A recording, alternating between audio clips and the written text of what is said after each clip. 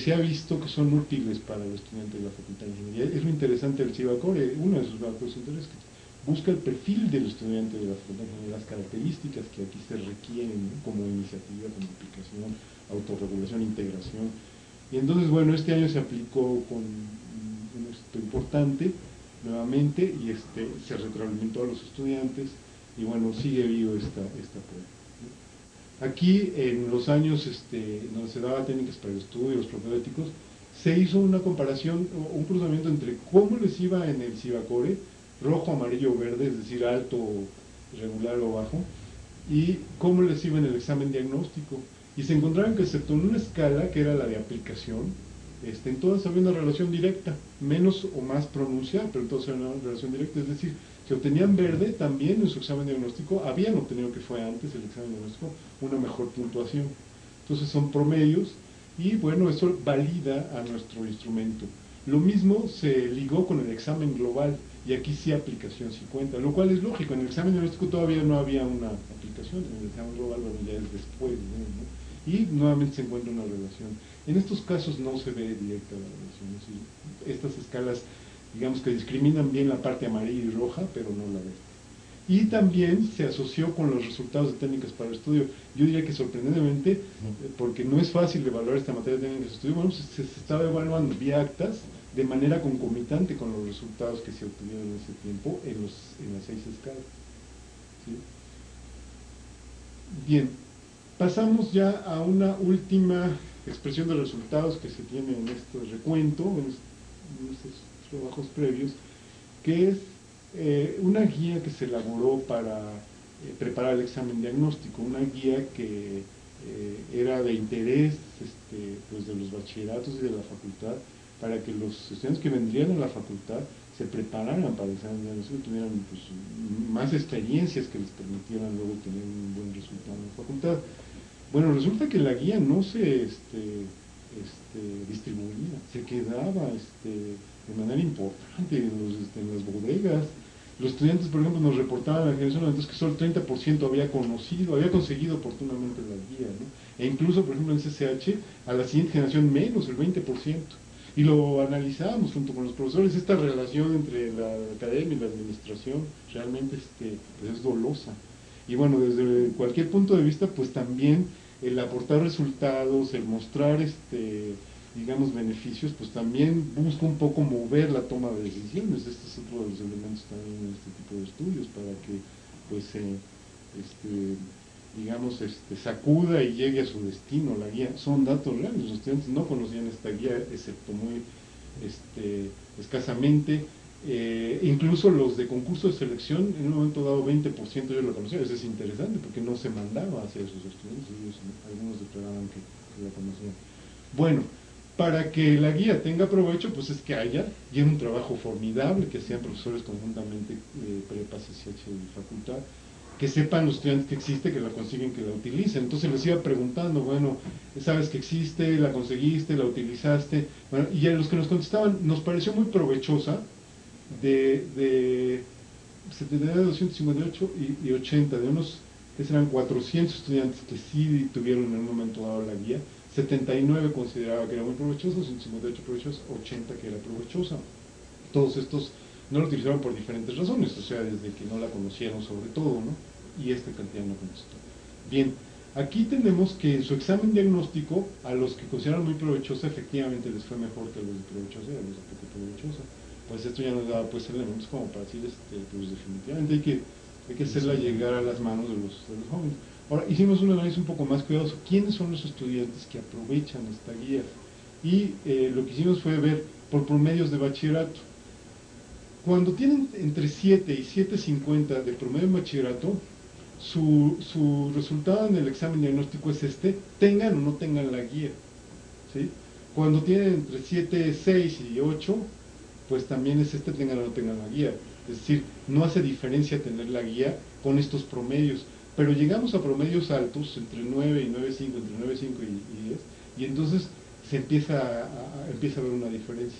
Quiere decir que aquellos que tienen mejores promedios son los que más aprovechan. Dato que también se ha encontrado en diferentes estudios que se han hecho aquí en la facultad, que los que más aprovechan las, digamos, oportunidades, los medios que se derivan, en un momento dado parecía que son los que menos la necesitan, ¿no?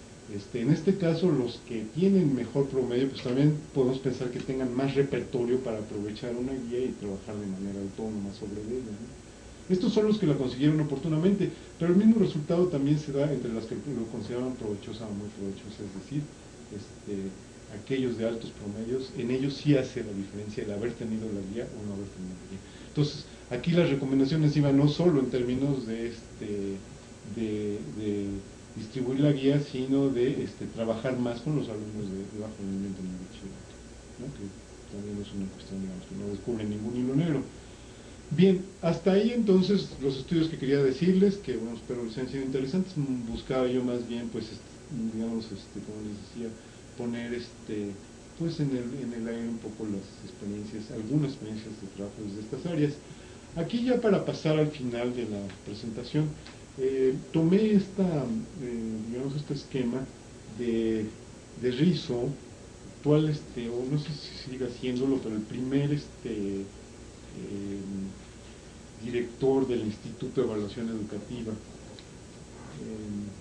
Eso nos da este esquema en donde, digamos, para estudiar o para explicar y en un momento dado también predecir el aprendizaje, el rendimiento escolar, que es como la variable que se trata de conocer, de explicar y de predecir, se pueden señalar tres clases de factores asociados: los que tienen que ver con el alumno, los que tienen que ver con el profesor, aquí está prácticas del maestro, y los que tienen que ver con la familia, ¿sí? Y luego tendríamos los que son inmediatos, los que son un poco próximos, intermedios y remotos. Inmediatos, es decir, para el aprendizaje, pues ante todo el alumno, sus prácticas escolares, paraescolares y extraescolares, ¿sí? Cómo se aplica en la escuela, desde, bueno, toma nota, no toma nota, cómo son sus prácticas escolares, se hace preguntas antes de entrar a clase, no se hace preguntas, o sus prácticas paraescolares también, qué otro tipo de experiencias está teniendo dentro de la escuela, o sus prácticas extraescolares, o sea, sus actitudes respecto a la escuela. Todo esto es, digamos, lo que más próximamente impacta sobre el aprendizaje. Aquí también se habla la cognición, los aspectos no cognitivos, como serían las actitudes. Bueno, por otro lado están de manera inmediata también las prácticas del profesor, es decir, la forma en que se conduce respecto al alumno, la forma en que organiza las experiencias de aprendizaje, las actitudes que tiene también con respecto al aprendizaje, con respecto al alumno. Factor inmediatamente influyente sobre nuestra variable dependiente, el rendimiento escolar. Y las prácticas familiares, qué tanto soporte familiar tiene, qué expectativas hay en su familia, de qué forma trabajan las expectativas respecto a sus estudios.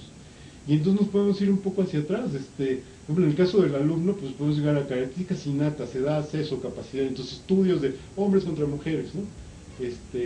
Desarrollo físico, cognitivo, o sea, la parte de maduración, y los antecedentes escolares. Es un asunto que se investiga mucho aquí en el Instituto, todo lo que son antecedentes escolares. Incluso yo puse algunos ejemplos de esto, ¿no? Por el lado de familia están inmediatas las prácticas familiares, pero estarían pues todos los aspectos demográficos de la familia, de lo cual también generalmente tenemos mucha información de los aspectos sociodemográficos, número de personas que contribuyen al gasto familiar, cuestiones de este tipo, el pueblo, más atrás, el barrio, ¿no? También, entonces, cómo puntúan los de Querétaro, cómo puntúan los de... Y así nos iríamos hasta el país, ¿no? Y entonces, la prueba PISA, ¿cómo, no? O sea, son pues factores que están desde muy remotos hasta muy cercanos. Y por el lado escolar está el profesor, las características físicas del aula, el alumno, los maestros, por ejemplo, acabamos de tener una experiencia ahora en la facultad de donde se vio el tiempo, es decir, el tiempo escolar, como un factor, el hacer más extenso el tiempo de impartición de una asignatura, qué efectos tiene sobre el rendimiento, ¿no? Tiempo, espacio, como son las aulas, también son factores relevantes. La escuela, aspectos físicos, demográficos, recursos materiales, organizacionales, la cultura escolar, en un momento dado, también con impacto sobre el rendimiento escolar, y bueno, hasta llegar al sistema educativo nacional, ¿no? Es un buen esquema que nos permite ubicar y ver la complejidad en un momento dado sobre esta variable. No podemos esperar que podamos encontrar pronósticos, digamos, muy con una